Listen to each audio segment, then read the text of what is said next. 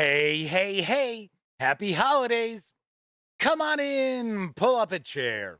The Gaming Gang Dispatch is in the air.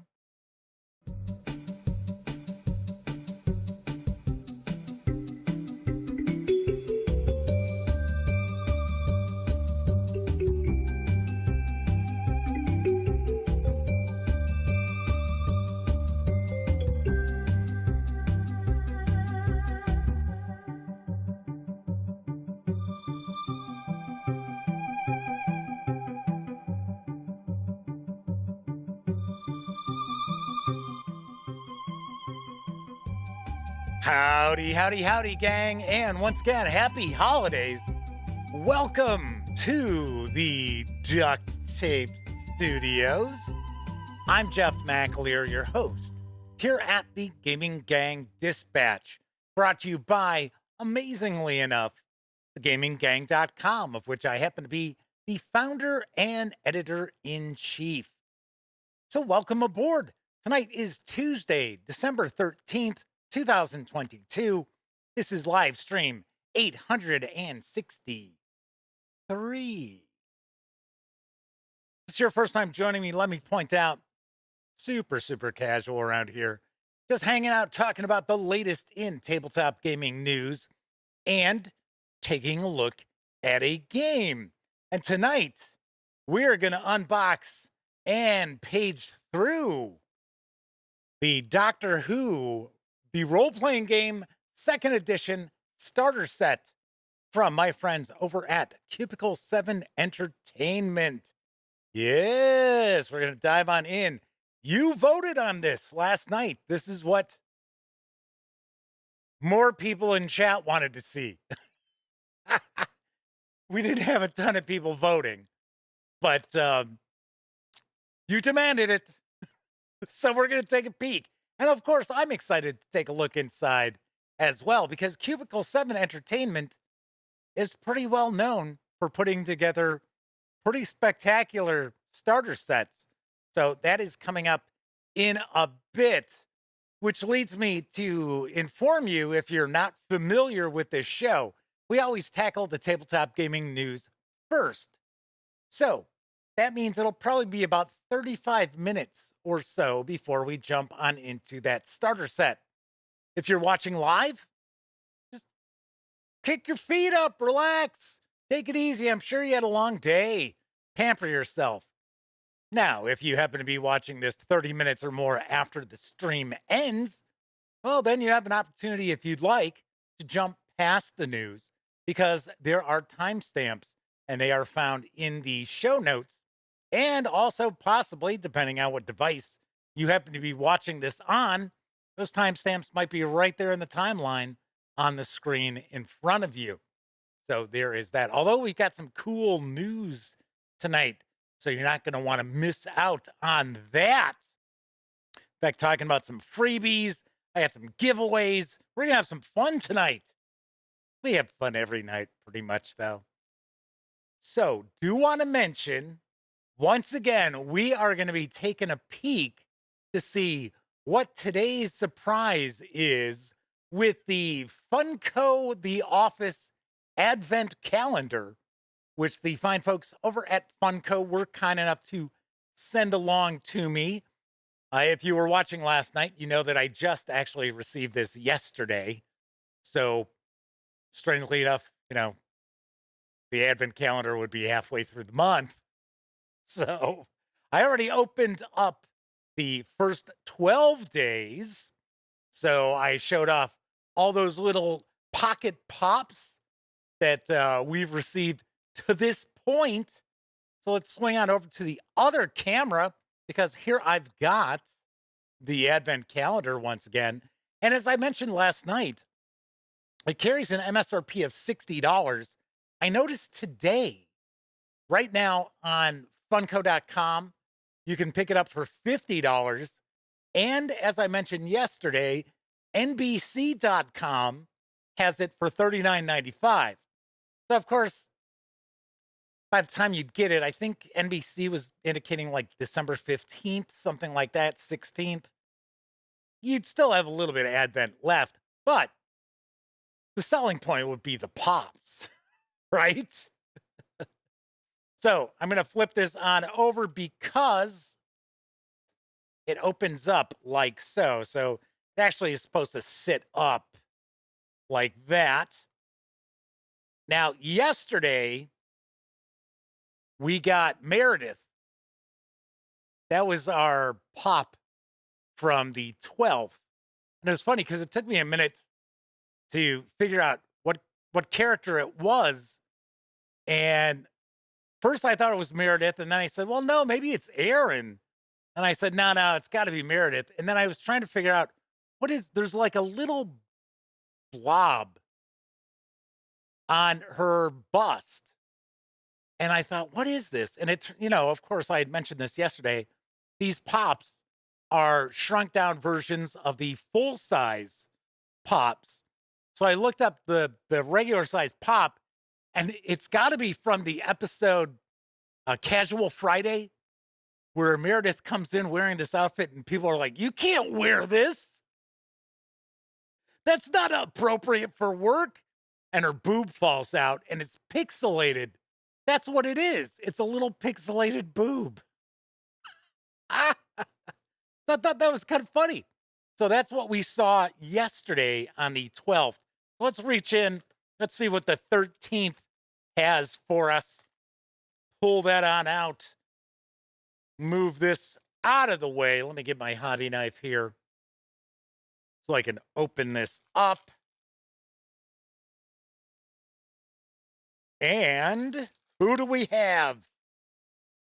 We have, this has got to be Toby. Yeah, it's got to be. Just look at the hairline. Oh, that's funny. What's he holding? I'm trying to see. Is it a cup? Can't really tell. Gotta remember, these are only about an inch high. So these aren't very big. It's either a cup or it's like a stress release ball, that you would squeeze. So there you go. Isn't his last name Blenderson or something like that? All right. So there we have the latest addition to the Office collection. Thank you very kindly once again to the fine folks over at Funko. All right, so I was going to say, when you're not watching videos on the Gaming Gang channel, be sure to visit thegaminggang.com for all latest in tabletop gaming news, reviews, and a whole lot more that you won't find here on the Gaming Gang YouTube channel. You know the drill. Get your geek on at thegaminggang.com. Also, this is live stream. So that means there is chat available. It's not on screen. It's one of the ways I keep some of the more unusual commenters at bay.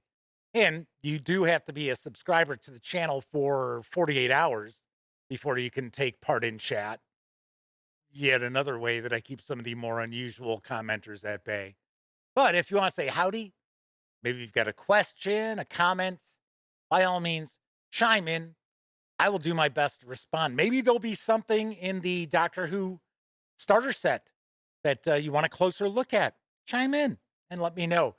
First out the gate tonight in chat was Mr. Eddie T. That's right. One of our chat moderators who is a local fellow, at least local to me. Straight Kismet is with us. The Motor City Madman. Sarah D is also chiming in. So we've got 3 of our 4 chat moderators with us. Christopher Rush, Kevin R. Smith, Kabuki Kid is joining us once again. Double K's in the house. Who else do we have? Flaming Huron. So we are 4 for 4 with all of our chat moderators tonight. And Chen from Taiwan has joined us as well. I think I am caught up with everyone. There we go. Flaming Huron says, yes, us strange commenters. Strange is okay. It's unusual. The more unusual commenters. So So there is that. Hopefully everybody's having a nice Tuesday where I know some folks who watch us, it's probably already Wednesday. So cheers, everybody. So I'm going to be diving into the news in just a moment, but I also wanted to point out that if you haven't checked it out, my review for the starter set for Blade Runner, the role-playing game, went live today. Yes, because as I had mentioned before, there were some people who were emailing asking how come I hadn't reviewed any of the Blade Runner releases yet. They were under embargo until today. So sometimes that's not a good thing when it comes to game releases. It's like it's not a good thing when movies don't allow reviewers to see them until they open. That is normally kind of a bad sign. Flaming Heron is sending us cheers from the future. So, what's it like in the future? Tell us. Tell us.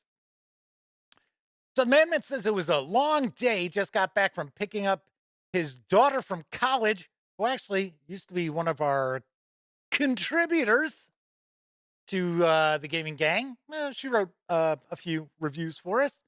So just got back from picking his daughter up from the airport for Christmas, for the Christmas holiday. Very cool. Nice. Yes, it is just around the corner, isn't it? Just a couple of weeks away. Not even a couple of weeks away. So hopefully everyone's got their holiday shopping done. I know I have, because I'm not giving anybody anything. I'm kidding. My shopping is finished though. Although I'm one of these people who is always like getting one last little thing for everybody. And then I'm like, just doesn't feel like enough. I'll go pick up something. It's usually, just little, what do they call them? Like gewgaws or something like that. I don't want to say knickknacks because they're not knickknacks. It's just, little inexpensive things to load up the gift bags and stuff. Yeah, I know. Look, and I'm a big fan of gift giving, so that is me. That's how I operate. All right, let's jump on into the news because early next year is going to bring the cooperative deduction game Gardeners from Sit Down Games. I've got the dope. Gardeners is a simultaneous cooperative game played silently and in real time. In less than 15 minutes, players must succeed in arranging as many gardens as possible, always composed of the same 36 tiles, but responding to different rules from one round to another. Everyone must deduce the rules in force by observing where the tiles are placed and where some are removed. A game of Gardeners is made up of an indefinite number of rounds. Each is broken down into 5 phases as follows. Draw a constraint card, start the sand timer, arrange the garden, check the garden, and prepare for the next round. During the game, players cannot communicate in any way about what to do or not to do to make the garden. Will you satisfy the king's whimsical desires? So I guess essentially the theme is that you're gardeners and you have a king who constantly changes their mind about what they want their garden to look like. Gardeners is for 1 to 4 players, ages 10 and up, plays in around 20 minutes.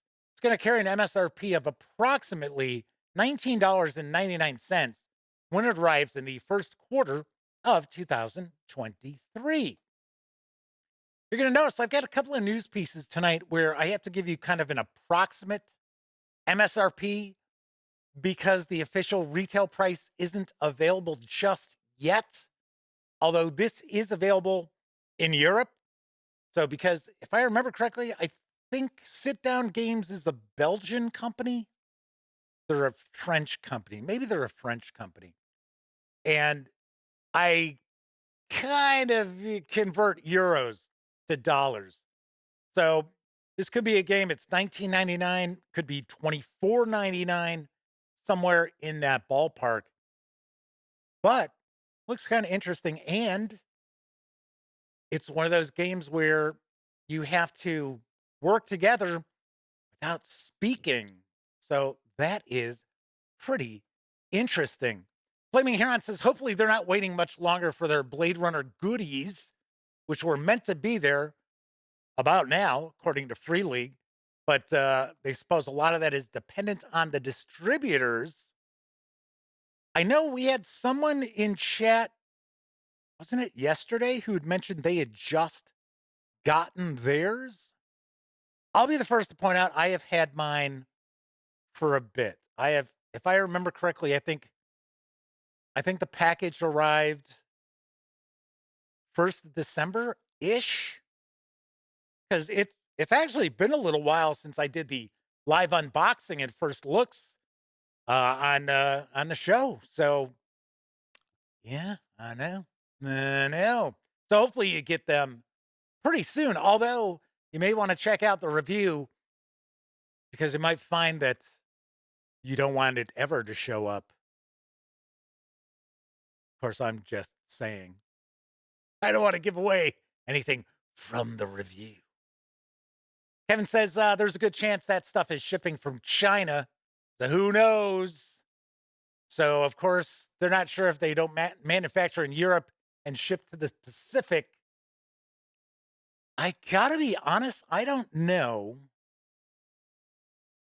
I don't know where they produce their releases.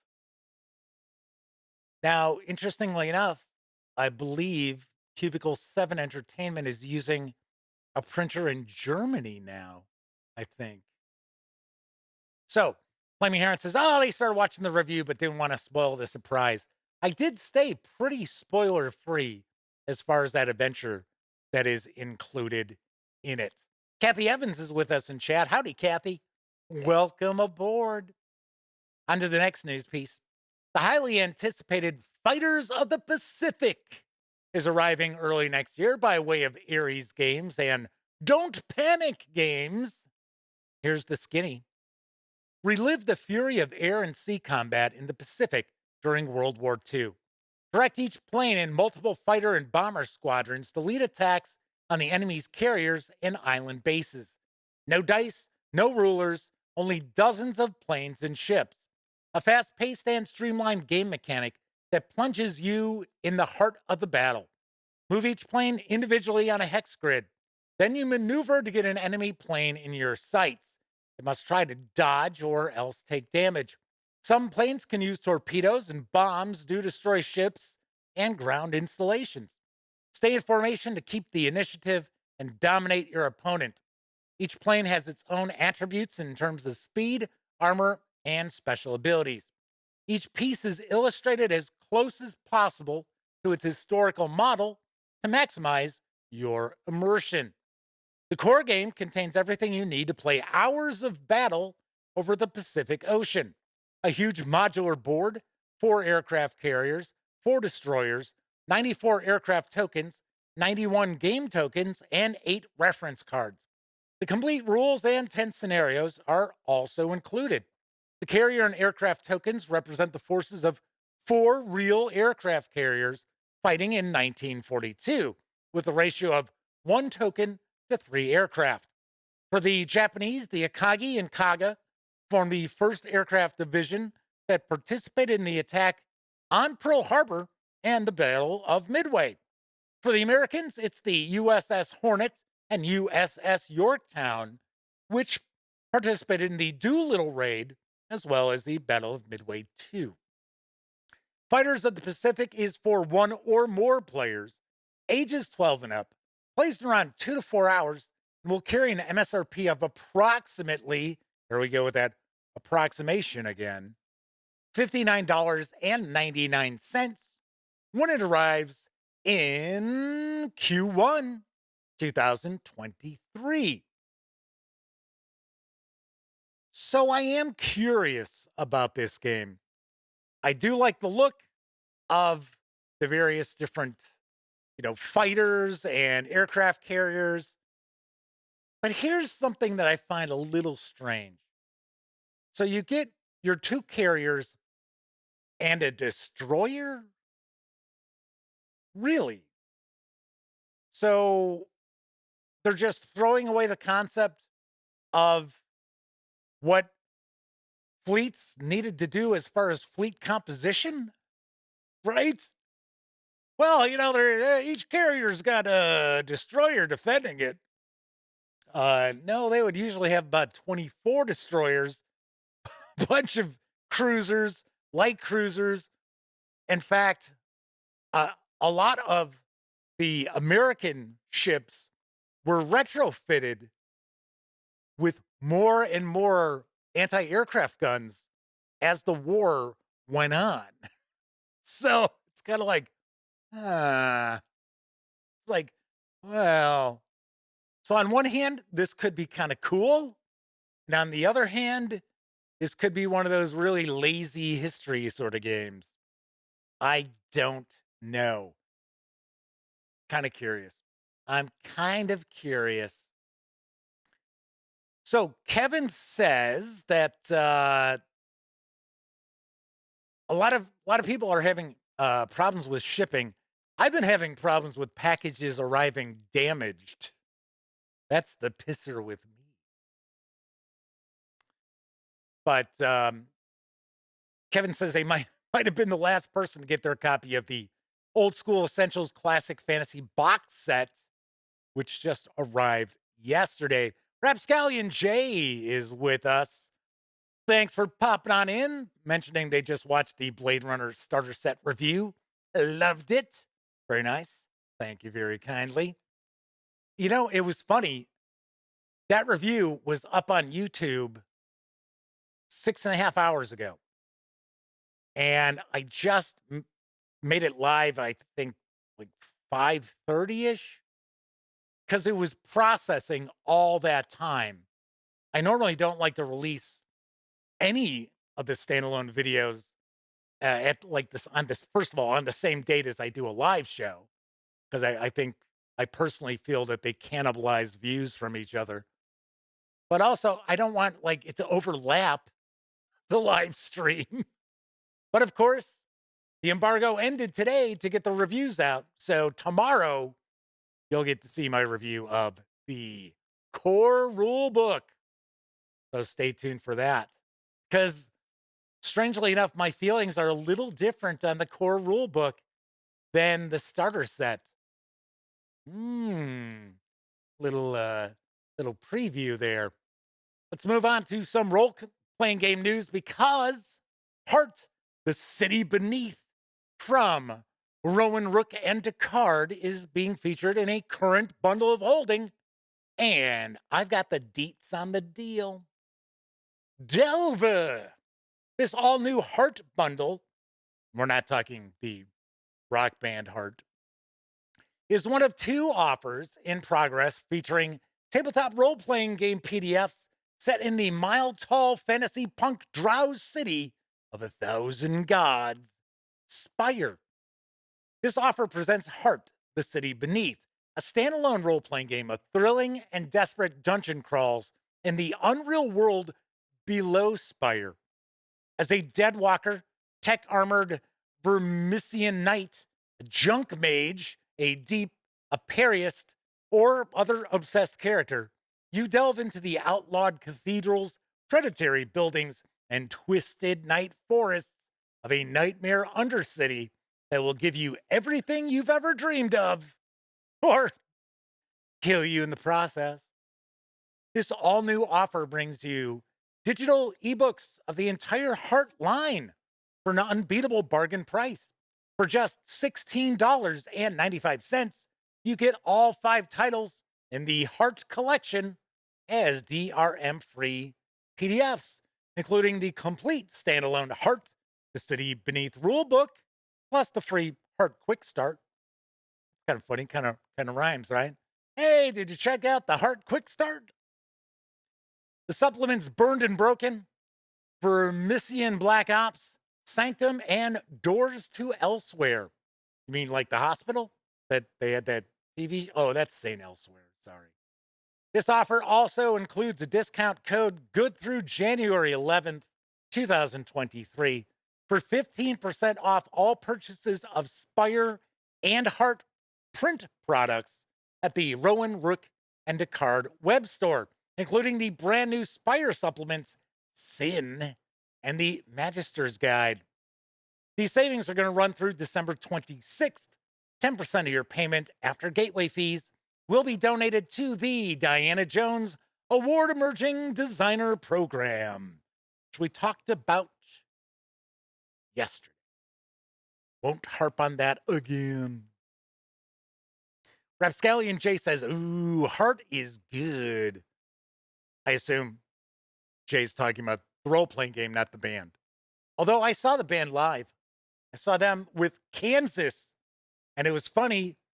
There were three of us, my best friend, Elliot, and his nephew, who I was friends with, Paul. We went to go see him. I don't know. I think I was maybe 19.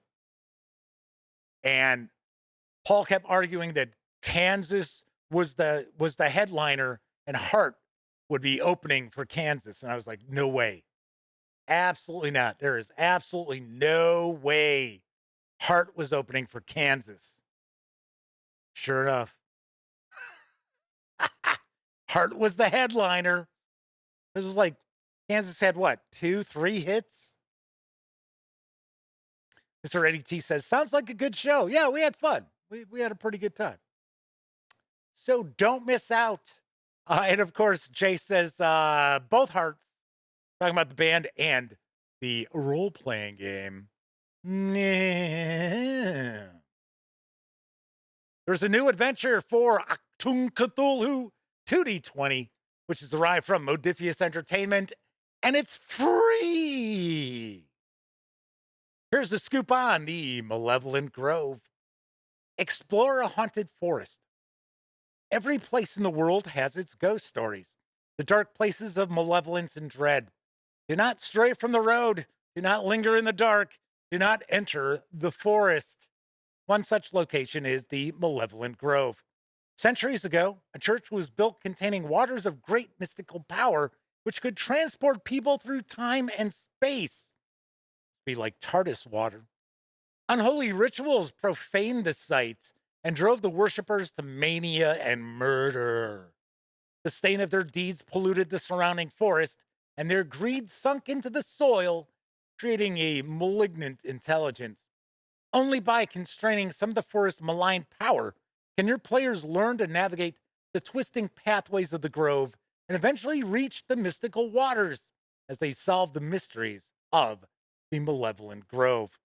This adventure is a free standalone adventure location, which can easily be incorporated into existing campaigns or run as a one-shot. It's a companion to Achtung Cthulhu's free Halloween Horrors PDF with suggestions on how to use this location for each horror.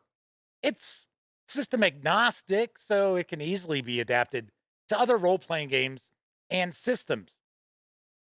Really? I don't think it's system agnostic. I'm kind of surprised that they mentioned that, because I would think this would be statted for Achtung Cthulhu 2D20.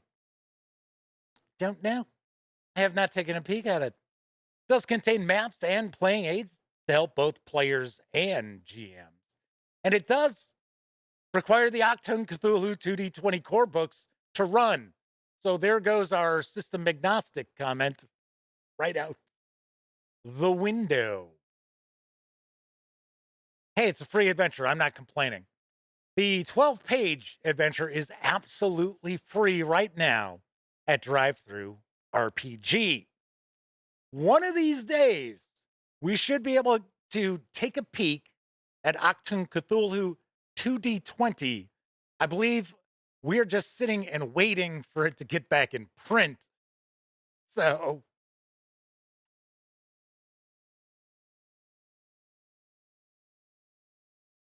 one of these days. Funny thing is, and I mentioned this before, we have reviews of both the player handbook and the core book, the keeper book, or whatever. I forget what they call the game master in Achtung Cthulhu 2D20. but we've never actually seen him up close. So Sammy did the reviews. I think it was Sammy, may have been somebody else. May have been one of our contributors who had swung on by for a few reviews and then moved on. So there's one free adventure. Speaking of free adventures, there's one that's also hit for the Traveler role-playing game from Mongoose Publishing. Here's what I know about Stranded, a free Christmas present for all travelers. Stranded is a remastering of a classic Traveler adventure reimagined by Martin Doherty. Forced to eject from a crippled starship, the travelers find themselves on a glacier with nothing more than the contents of their survival kits. The only settlement on planet is 250 kilometers away through rugged terrain, and it appears rescue is not coming. In Stranded, the travelers are forced to rely on their own resources. Deprived of advanced technology, they must solve the problems they encounter on the long march to safety. Food, warmth, and a dry place to sleep are suddenly luxuries to be earned the hard way. This 32-page tale is available absolutely free right now over at DriveThuRPG. Gots to like that a lot. I like Traveler. I know every time I share a Traveler news piece, I always say, I like Traveler. I like this edition of Traveler. I like Mongoose Traveler 2E.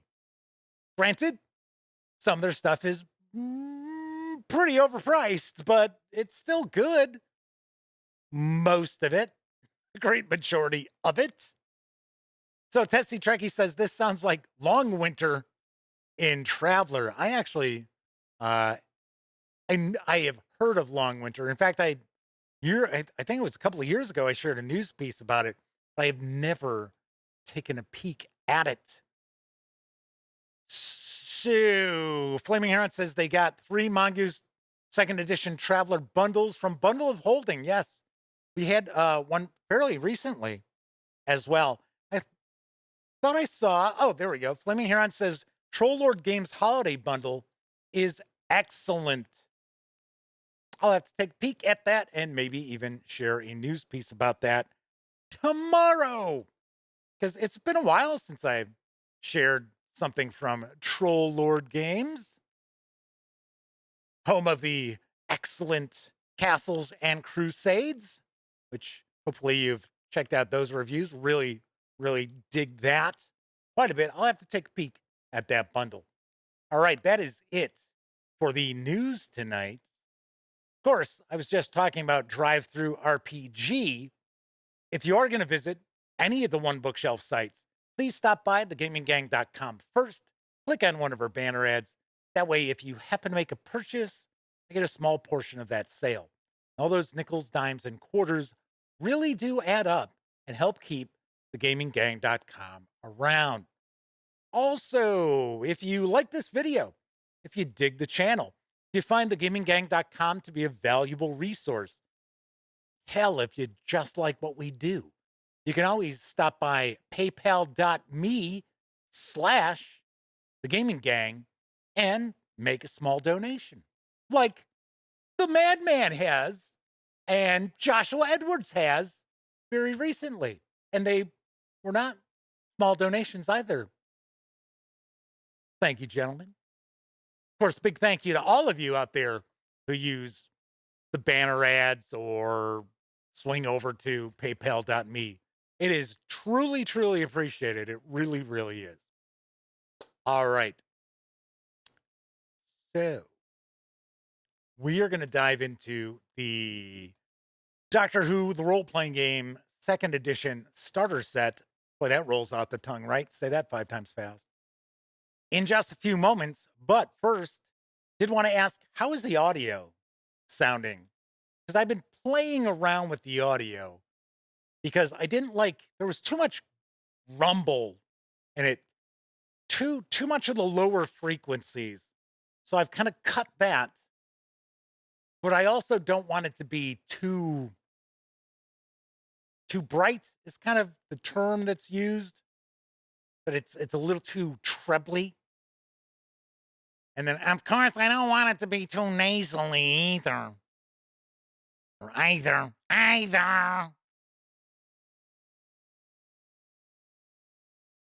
All right, who do we just have pop in here in chat? Russell Higgins is with us.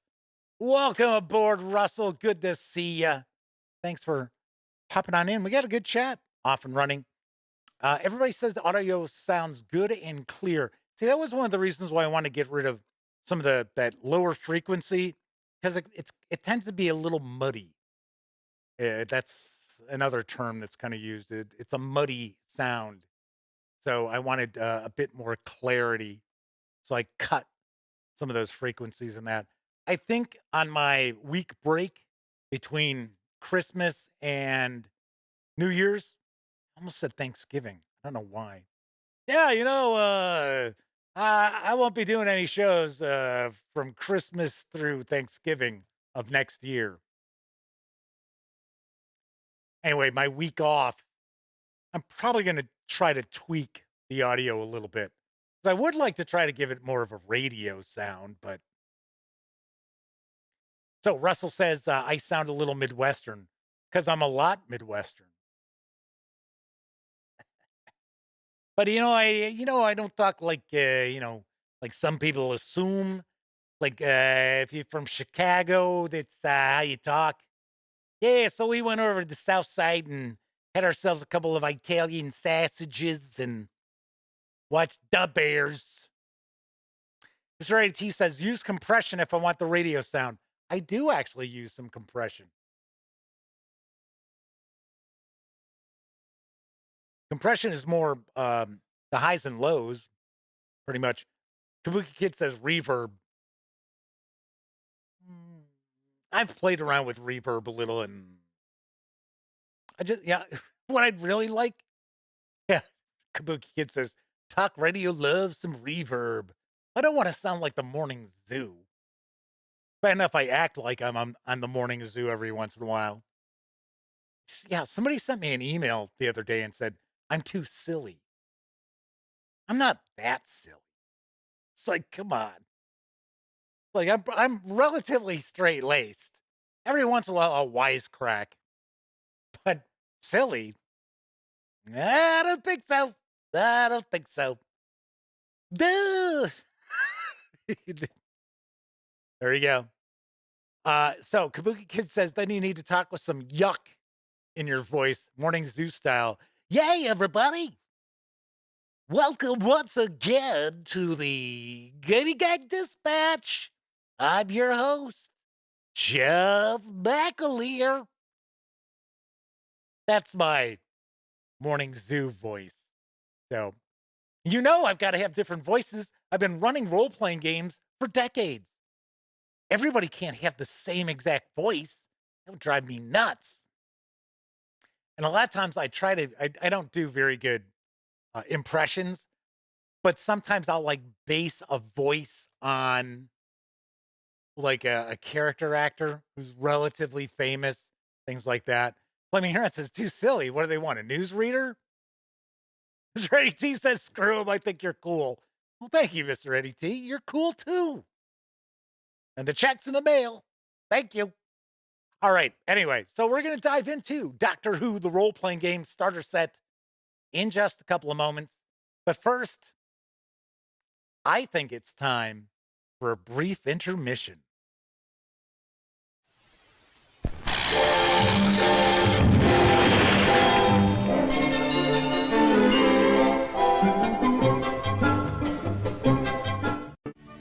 the holiday season, and Mom was busy as could be baking chocolate chip cookies from a new recipe. Pillsbury's Best Flour gave the Toll House cookie recipe a holiday flavor. From one basic dough, you can make 8 different kinds of delicious Toll House cookies with cinnamon, candy, nuts, and fruit. If you like Toll House cookies, you'll love this new holiday recipe, only in specially marked sacks of Pillsbury, the idea of flour. Christmas is only a few S&H books away. Fill those empty pages at Publix. This week, Rath's Honey Glazed or Swift's Hostess canned hams in the 4-pound can are only $5.99. Fresh mushrooms are a great go-together as a side dish or in your salad. They're 79 cents for the pound package. And Breakfast Club vacuum pack sliced bacon in the 1-pound package is 99 cents. At Publix, where shopping is a pleasure. Old man Wilkins just hired me to sell his crummy Wilkins coffee. I think he just fired you, too.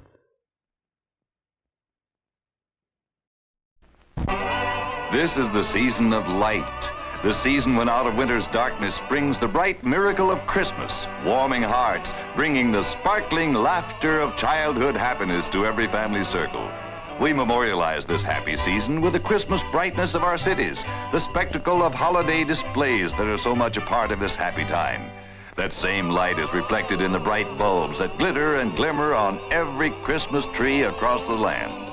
But most important of all is that little glow this wondrous season lights in the faces of all our loved ones.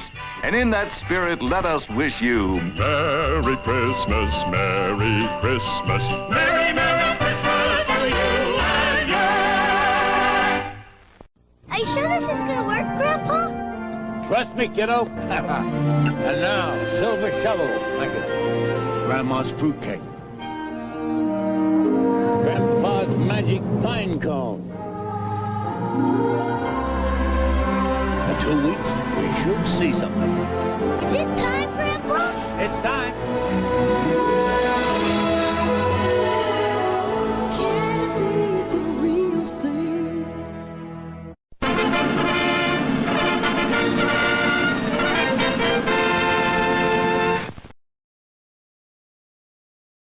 You can do no wrong having Art Carney in your commercial, at least in my opinion. Kabuki Kid even just asked, is that Art Carney? It was in the late 80s, I think it was, like 89, 90. He actually did a series of commercials for Coca-Cola with that kid who was actually a child actor. I don't recall what he was in, but he was actually known at the time. So it wasn't like, oh, this kid was in the Coke commercials and then he was in movies. No, he was kind of a movie star.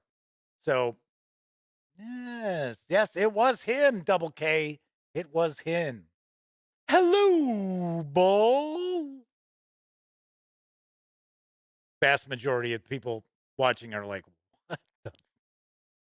Huh? One of these days, Alice. Although that wasn't Art Carney.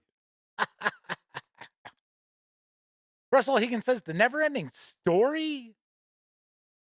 Gotta be honest, I never saw it. I know. Don't jump my train about that. Just never. Never-ending story always struck me as being too much of a kid's movie for my taste. I'm probably completely wrong. Kevin R. Smith, yes. Kabuki Kid, yes. They know what the hello ball. Classic. All right. So enough of that. Tonight, I am going to unbox and take a first look at Doctor Who, the role-playing game, 2nd edition starter set from my pals over at Cubicle 7 Entertainment.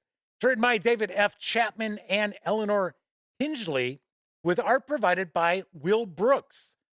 I'm going to take a guess that maybe he's the graphic designer, because normally in the Doctor Who role-playing game releases, it's all images from the show.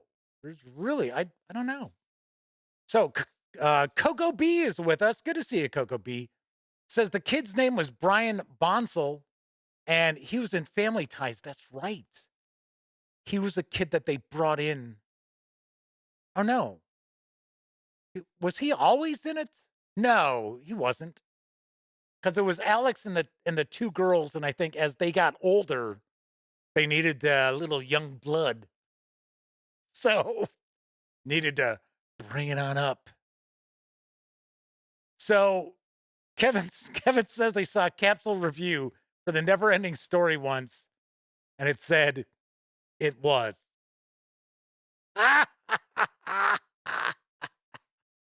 That's good. I like that. That is pretty funny. Kabuki Kid says, the famous add a new kid into a sitcom thing that they usually do by year 7 or so. Yes. I think we call it the Cousin Oliver effect. All right. So this box set carries an MSRP of $39.99. Is it that?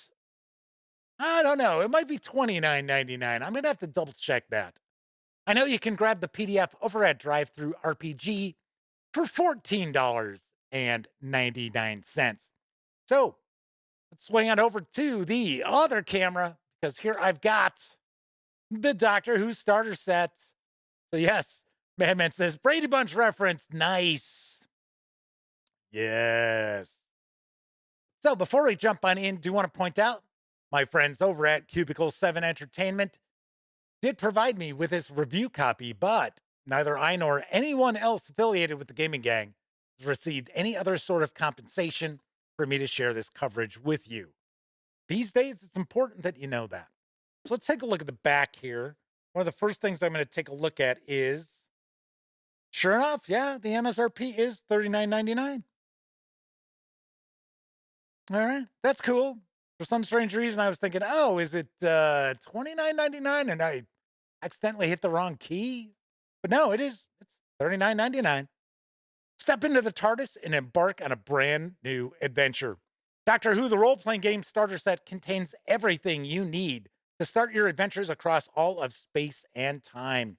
Whether you're a complete beginner at role-playing games or looking for an epic new campaign, this box set is the perfect starting point for anyone wanting to experience the vast universe of Doctor Who.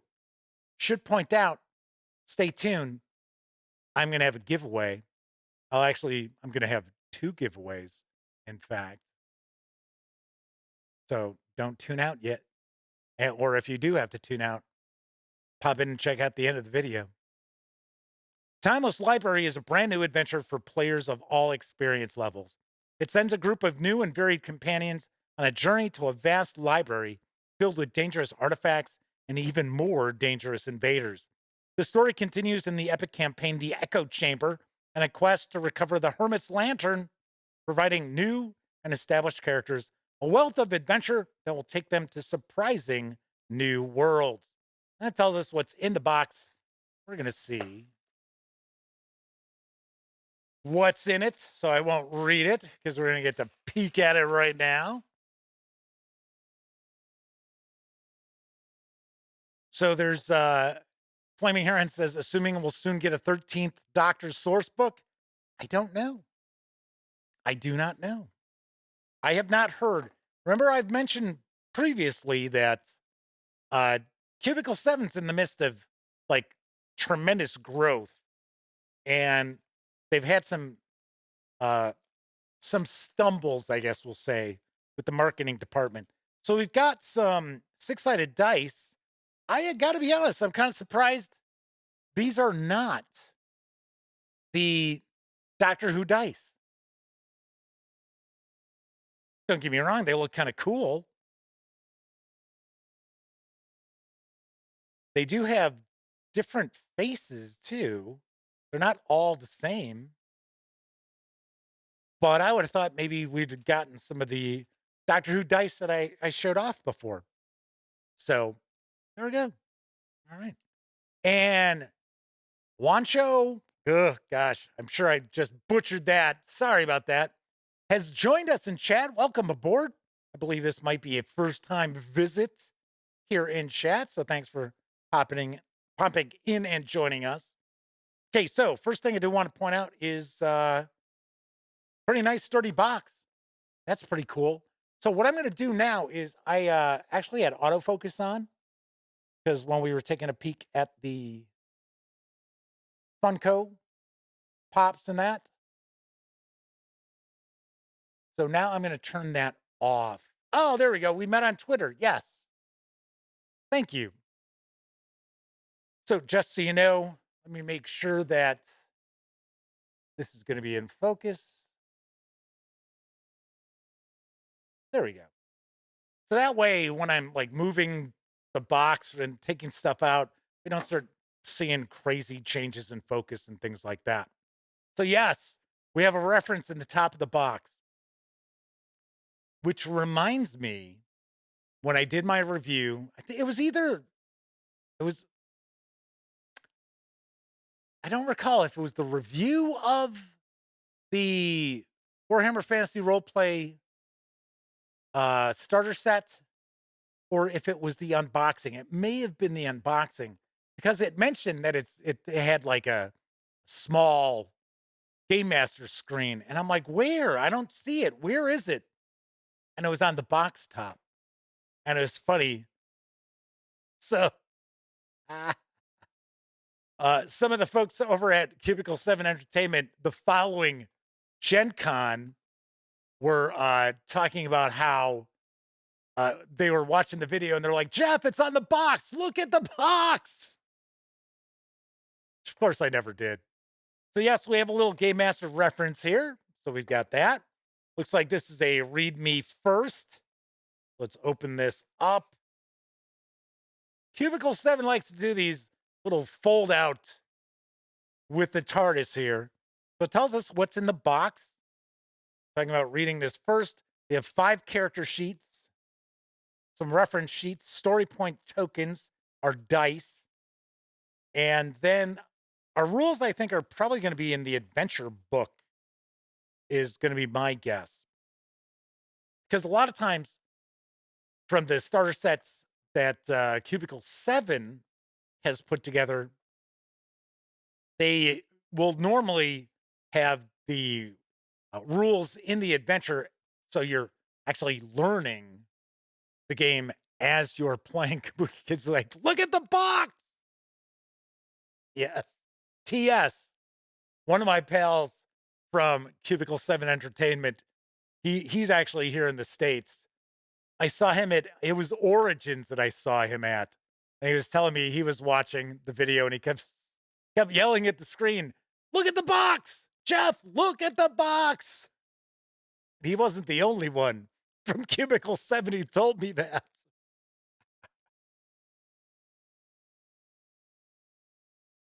So here we have our companions. We get their character sheets.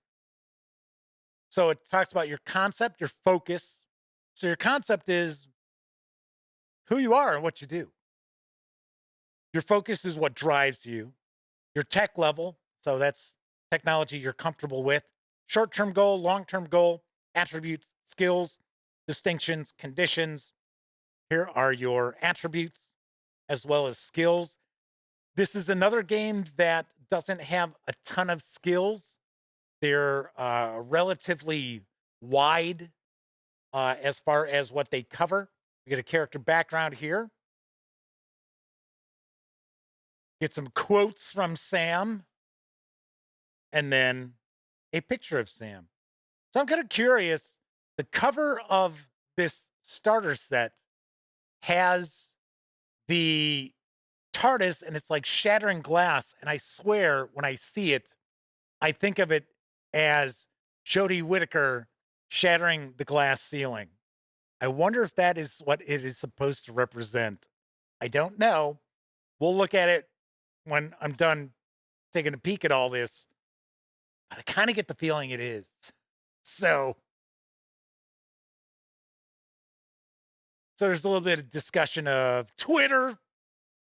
Yes, I don't know. Like I said before, I think I'll probably set up, or at least, work on my Instagram account. Probably during that downtime between Christmas and, I shouldn't say downtime, I'll be recording stuff. I'll be doing stuff for the site.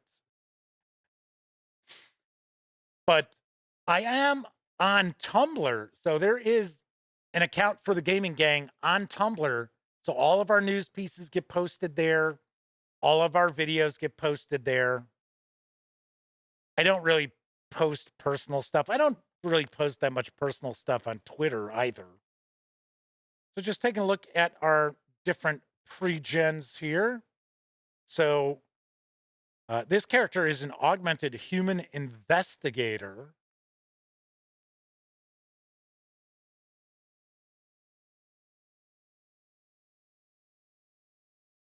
I gotta laugh because these actually look like they'd be characters from an episode of Doctor Who. Oh, look at this. We have a hospitality android. There we are. That's funny.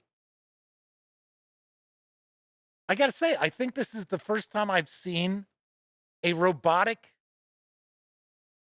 companion for the role-playing game. So it's Chamberlain 2165.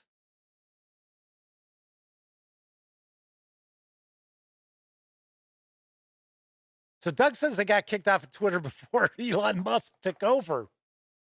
Were you causing trouble, Doug? Causing trouble like you cause trouble in chat all the time?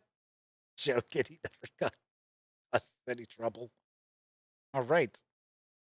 And then, wait a second, isn't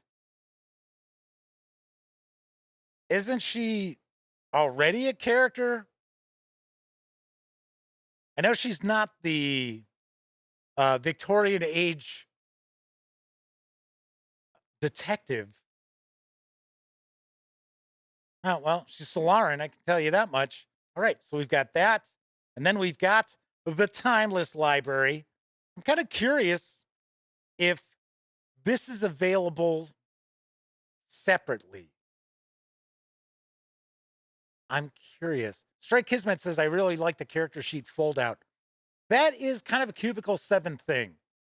That's what they like to do with their pre-gens. They did that same thing with the Warhammer Fantasy Roleplay starter set. And it just looks cool. Christopher Rush says, do all lizard people look alike to you? Yes, I know. I'm racist like that. Yes, they do. Sorry. No, I could tell it wasn't the one character because she's wearing a lab coat. But there have been a variety of Solaran, I don't want to say extras, but you know what I mean. Characters that get like two lines in the entire episode, who that looks a lot like. So, I mean, come on, I don't know. Okay, so we're going to dive on in. Do want to point out a couple of things to note. We're not going to look at each and every page. So just going to let you know, it looks like we've got 2 books, actually. And we're not going to look at each and every page, but we're going to get a good feel for what's in these 2 books. And these are both adventures. So I don't think I have to worry about this too much with those of you watching live, but those of you who might be watching after this streams, if you are a player hoping that your game master is going to pick up the Doctor Who, the role-playing game 2nd edition starter set, wow, that just rolls off the tongue, doesn't it? You might want to tune out because even though I've never seen this before, this is the first look, I guarantee we're going to run across some stuff that could constitute spoilers. So just let you know. The mechanics for Doctor Who, the role-playing game, are pretty simple. Pretty easy to wrap your head around.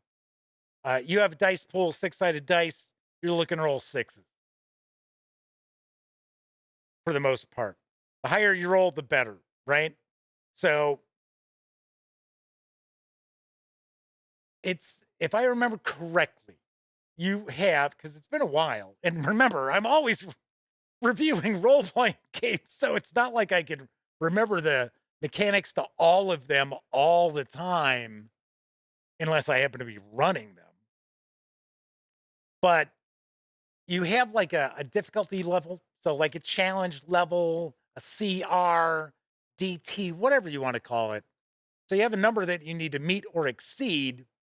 And if you roll sixes, that's even better. But if you roll ones, it's not as good. So if you fail and roll ones, it's worse than just failing.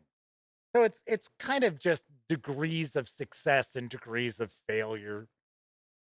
But that's about the most difficult aspect of the rule system, of the mechanics. Do all cat people look alike to me? Yes. Yes, they do. If I remember right, doesn't she turn out to be the villain? This is a pretty early episode of the recent run of Doctor Who.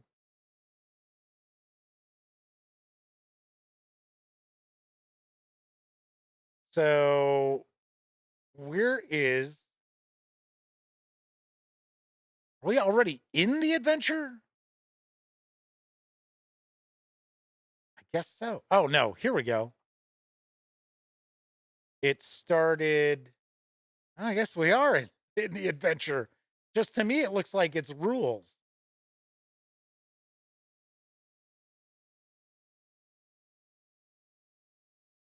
Do androids dream of blue police boxes?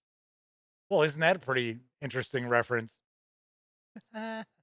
Batman says seeing this page through really has him looking forward to the Doctors and Daleks for 5e. Physical copies are going to arrive Q2. Fingers crossed, everybody, because we already know we got shipping delays again.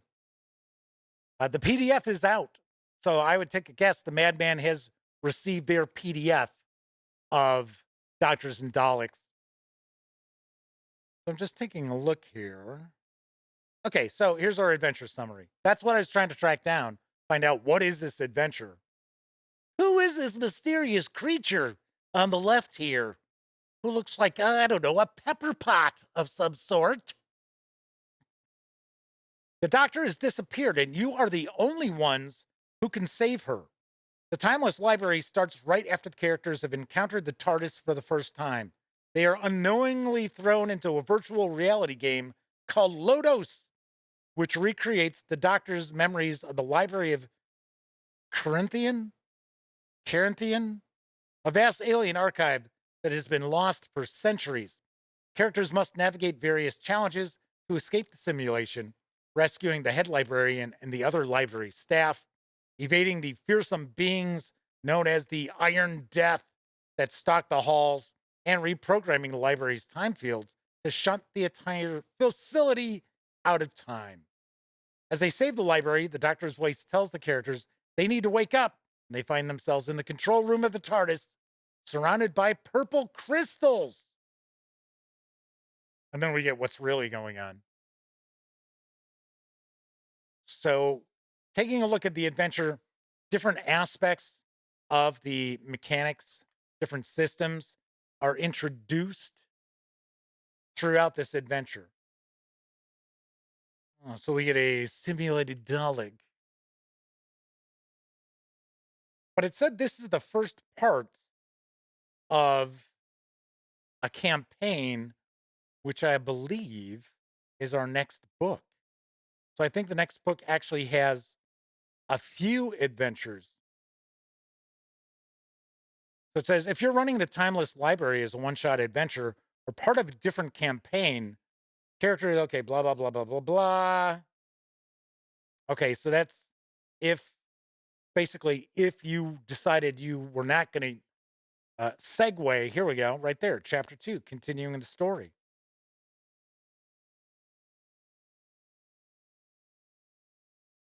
All right. And of course, that is the new edition of Doctor Who, the role-playing game, right there. Which, of course, I have covered here as well.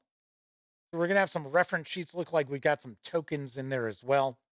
So here's the echo chamber. So this should be the next portion of the adventure. So we have the echo chamber campaign. And then we have the Hermit's Lantern.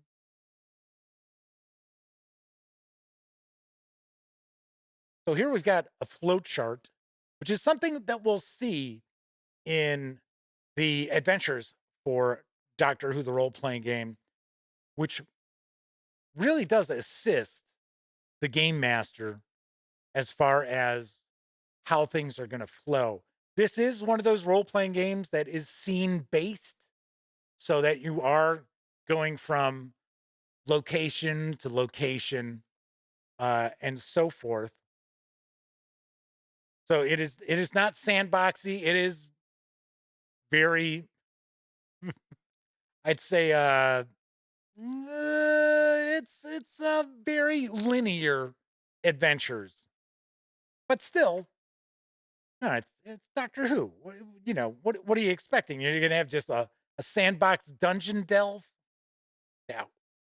So just taking a look through, not a lot of artwork. A little surprised that we haven't seen more artwork throughout, but that is possible that I just happen to be passing by a lot of it. So there's some discussion about Daleks. So Flaming Heron says, if you don't know what a Dalek is, you haven't watched more than a few episodes. Has to be some requirement to have them at least once a season. So Rapscallion J points out that the Daleks have to appear each season, or the BBC loses the rights to the Terry Nation Foundation. So yes, I had heard that too, because I remember when Doctor Who returned with Christopher Eccleston as the Doctor, there was talk that there would not be an episode with the Daleks, that the Daleks were not going to be in it. And of course, that was not true. So they got that. I've heard good things and I've heard bad things about Terry Nation. So I don't know what to believe. I had heard stories about, that he was really trying to, monetize Daleks just insanely. So there you go. Kabuki Kid is exfoliate. So I got a little tidbit that people might find interesting as we finish taking a peek through. I am actually very, very surprised we don't have more artwork, especially we're taking a look at these are like stat blocks, different creatures and different NPCs. So that's a little disappointing. But I guess in some ways, if it's something that's not in an episode of Doctor Who, how are you going to, include it, right? Because it looks like the decision is that it's all images from, at least so far from what we've seen, a lot of this is taken from Jodie Whittaker's time as the Doctor. So, little tidbit as we take a peek at the tokens, and looks like we got some reference sheets. So, the Gaming Gang was a podcast. So, when we launched the Gaming Gang back in 2010, back in the fall of 2010, we were going to do a podcast and a website, but a website that was going to provide news and reviews and things like that, which you really didn't see. There was nobody out there, at least to my knowledge, at that time who was doing a podcast and running a news and information and reviews website for tabletop gaming. So we're at Gen Con, and we used to have, every once in a while, we'd be able to get somebody to do a bumper for the podcast. So we got, trying to remember, we didn't get a bunch, but we got like Ed Greenwood did one, and Ed Greenwood has this really distinct voice. And we also got, now I can't remember her name. She was in the guild. Felicia Day. Felicia Day did one. And anyway, so we're at Gen Con, and the actor who provided the voice for the Daleks, at least in the new Doctor Who's, was there for one of the exhibitors. And we actually got him to do a bumper for the gaming gang. And the bumper was essentially, we must exterminate the gaming gang. Exterminate, exterminate. There you go. Rapscallion J. Nicholas Briggs. Yeah. So I thought that was pretty wild. I thought that was kind of funny. All right. So we've got some tokens here. Then we've got some reference sheets. So we got a reference sheet showing attributes and skills. Story points. Story points are kind of along the lines of like fate points. You can spend story points. Making a roll. So here we go. Attribute plus skill plus 2 6-sided dice. Try to meet or beat the difficulty of the task. So there you go. And then we have, this was like the part that's probably the most difficult to wrap your head around, is the success reference. Where it's like, did you roll over? Yes, you succeed. Did you pass with a 6? Yes. Did you pass with a 1? You know, or no 1s or 6s. So that's kind of the thing that's a little tricky. And really, that's more the game master has to worry about that, not necessarily the players. And then we get another ad for the second edition of the Doctor Who role-playing game. And then, of course, Warhammer Fantasy Roleplay, Soulbound, and Wrath and Glory. And we've got some other new stuff out from Cubicle 7 Entertainment. I will have a news piece about a big release. At least it's out in PDF. It's not, the physical book isn't out yet. But I will have a news piece about that on tomorrow's show. So we got the pre-generated characters. We got the tokens. We have the reference sheets. We've got the Echo Chamber, which is a campaign and an additional adventure. We have the Timeless Library, which is an adventure that also introduces you to the rules. We've got a trio of 6-sided dice. We've got our Game Master reference on the back of the box top, which shows us, like I said, this is the trickiest thing for the Game Master to figure out, is right there. That is it. That's the tricky mechanic. So remember I was talking about the artwork on the box where it's shattering glass? I'm telling you, I think it's supposed to be Jodie Whittaker is shattering the glass ceiling. I think that's what it's supposed to represent. Don't know. Have no idea. Wancho says these starters come with so much stuff, they start to look like newspaper collectibles. If you take a peek at the Blade Runner starter set review, it is packed with goodies. The Free League starter sets usually have a lot of stuff inside them. This has got quite a bit as well. And don't forget, this box set is now available. Carries an MSRP of $39.99. You can also grab just the PDF alone over at DriveThuRPG for $14.99. I do see that Dan Wheeler had joined us in chat. Welcome aboard. Rapscallion J says they are currently rewatching John Pertwee. Yes. I like John Pertwee a lot. I like all of the Doctors. I talk about this whenever we talk about Doctor Who. So I'll just throw it out there once again. Tom Baker is my doctor, just because of my age. And when Doctor Who was airing in the Chicago area and I was a teenager, it was Tom Baker. That's what we were getting. And I think we got the episodes 1 or 2 years after they had aired on the BBC through the PBS station in Chicago, Channel 11. So I liked all the early Doctors because I've got every existing episode digitally. So there's that. I got to be honest, I have not watched every single episode of Doctor Who. Gosh, no. Especially, like, no offense to Sylvester McCoy.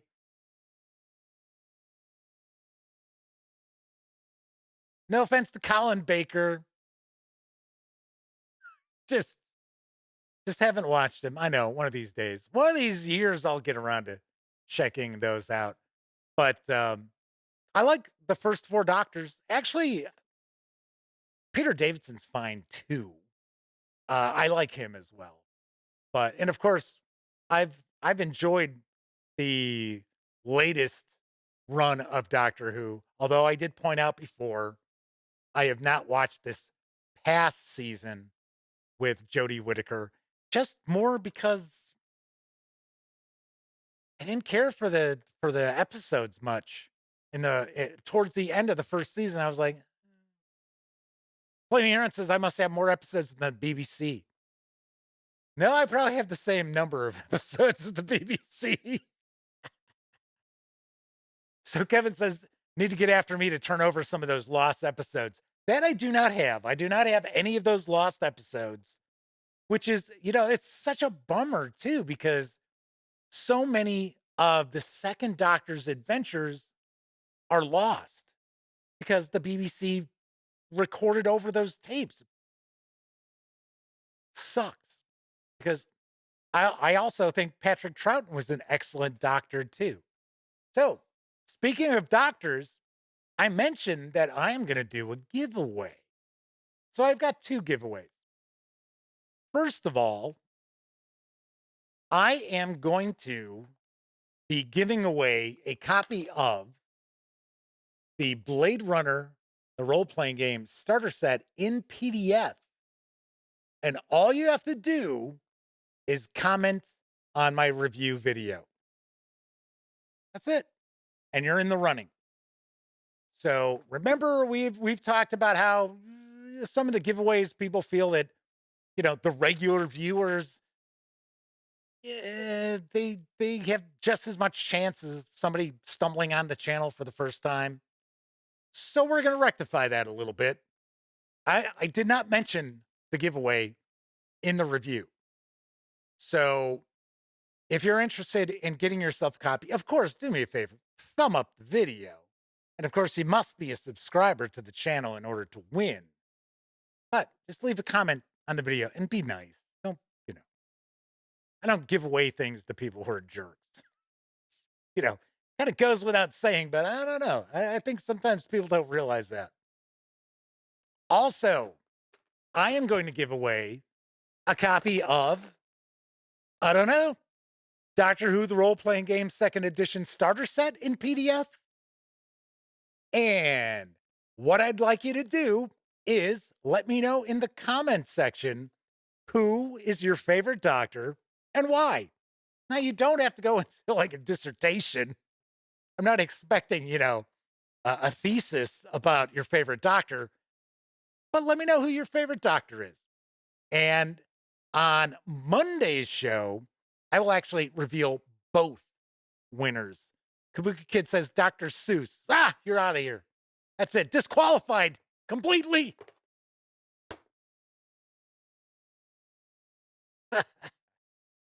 So there you have it. So there are the 2 contests. And as I had mentioned before, I'm going to do my best to at least try to give away some PDFs of role-playing games when we cover them. Not necessarily just reviews, but also when we do first looks as well. So once again, if you'd like to win a copy of Blade Runner, the role-playing game starter set from Free League Publishing, then by all means, be a subscriber, thumbs up on the review, comment on the review. Same kind of rules for the contest for Doctor Who, 2nd edition of the role-playing game, the starter set from Cubicle 7 Entertainment. But thumb up the video, be a subscriber, and let me know who your favorite doctor is and why. Doctor as in on this series. Don't be telling me doctors from like Grey's Anatomy or something like that. All righty. There you go. Oh, there you go. Doogie Howser. Dr. House. What about... Man, you guys are disappointing me. What about Dr. Demento? What is wrong with you people? Jeez. Doug Roberts says, my doctor, helping with his kidney disease.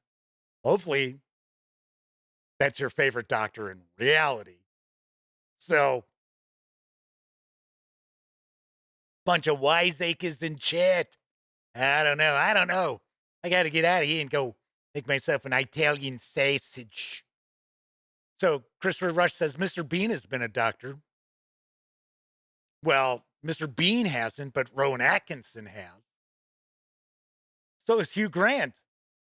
In fact, there was almost, I know they've kind of poo-pooed, oh, it didn't really happen.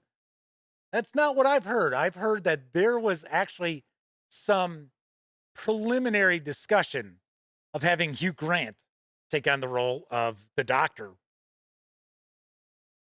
So it's not like he's super busy.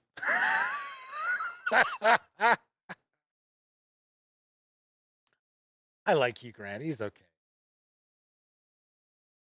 So what's cooking on tomorrow's show? Well, we are going to take a look at another role-playing game. Because remember, as of January 1st, I'm going to skew heavily.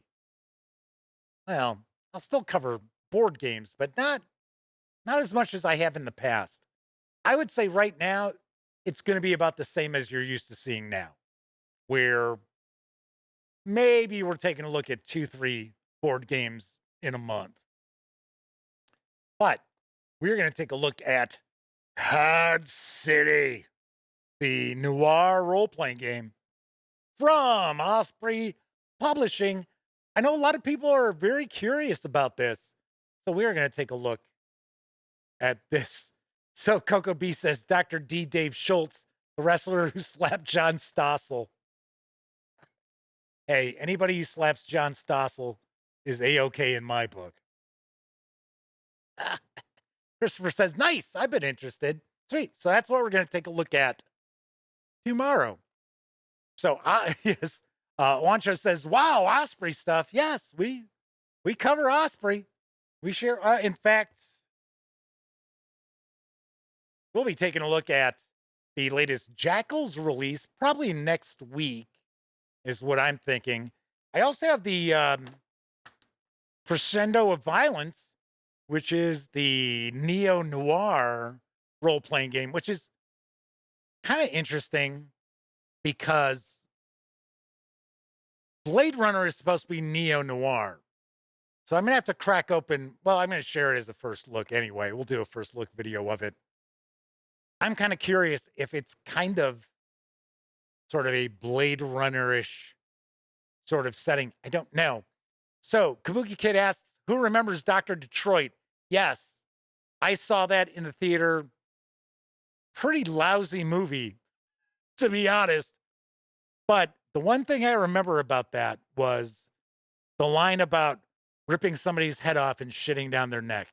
That was the first time I ever heard that line. So that is about all I remember of Dr. Detroit. All right, everybody. That is it for this time out.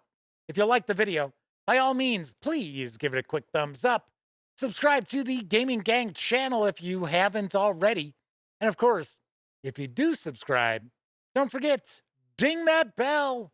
It'll not only let you know when the Dispatch streams live, Monday, Tuesday, and Wednesday evenings at 7 p.m. Central. But it'll also inform you when I upload other videos, such as tomorrow's review of Blade Runner, the role-playing game's core rule book, which is from Free League Publishing. So stay tuned for that. And of course, don't forget, the starter set review went up a little earlier this afternoon. All right. Those of you who watch live, thank you very much. Always appreciate you taking time to take a peek at the show. Those of you who took part in chat, a bigger thank you. Much appreciated that you're not only keeping me company, but each other company as well, except for all that stupid doctor answers. I also know a lot of you out there don't have an opportunity to watch live. Doesn't matter if you're watching live or on Memorex. It really means a lot to me that each and every one of you takes time out of your very busy lives to watch any of the videos on this channel. Thank you very, very kindly. Everybody enjoy the rest of your morning, afternoon, evening, whatever time of day it is in your neck of the woods. Don't forget, I'll be back tomorrow. And here's hoping each and every one of you always gets to enjoy plenty of great gaming with your gang.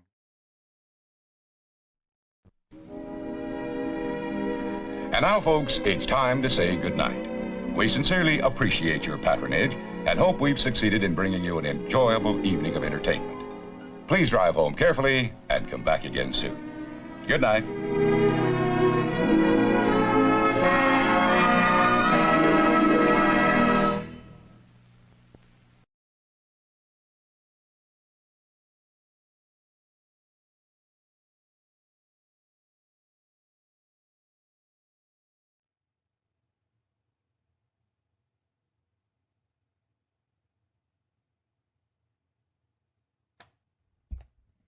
Oh, hey, you're still here. Well, that's okay. You don't have to leave just yet.